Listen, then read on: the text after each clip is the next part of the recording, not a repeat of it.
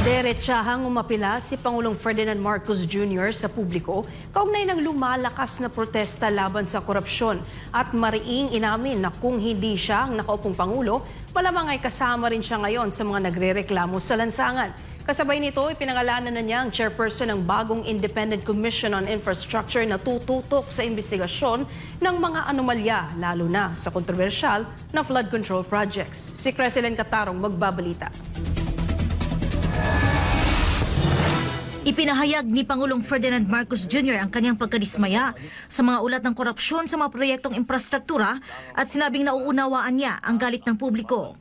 Sa isang press briefing sa Malacanang nitong Lunes, sinabi ng Pangulo na sinusuportahan niya ang mapayapang mga demonstrasyon at hinikayat ang mamamayan na panagutin ang mga opisyal ng pamahalaan at pribadong individual na sangkot sa katiwalian. Ang isyu ng korupsyon sa mga proyektong infrastruktura, lalo na sa flood control, ay umani ng malawak na pansin mula sa publiko at mga mambabatas. But it has now been exposed to the general public.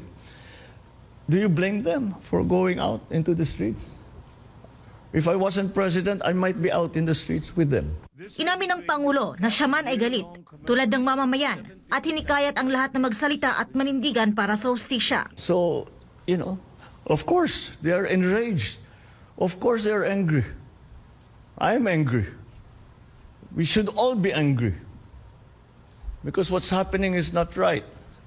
So, yes, express it. You come, you make your feelings known to these people and make them answerable for the wrongdoings that they have done. Hinikayat pa niya ang mga Pilipino na ipahayag ang kanilang mga hinaing. Palaman ninyo ang sentimento, palaman ninyo kung paano nila kayo sinaktan, kung paano kayo ninakawan nitong mga ito.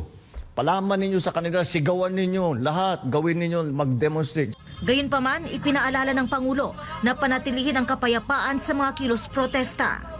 Aniya, obligado ang mga otoridad na kumilos kung sakaling mauwi ito sa karahasan. Kasabay nito, inanunsyo ng Pangulo ang pagtatalaga kay dating Supreme Court Associate Justice Andres Reyes Jr. bilang chairperson ng Independent Commission on Infrastructure o ICI.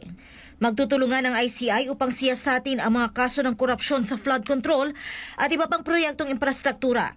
Kabilang sa mga miyembro ang dating DPWH Secretary Rogelio Singson at Certified Public Accountant Rosana Fajardo. Habang magsisilbing Special Advisor si Baguio City Mayor Benjamin Magalong. Para sa Diyos at sa Pilipinas kong mahal, ito si Creseline Catarong, SMNI News.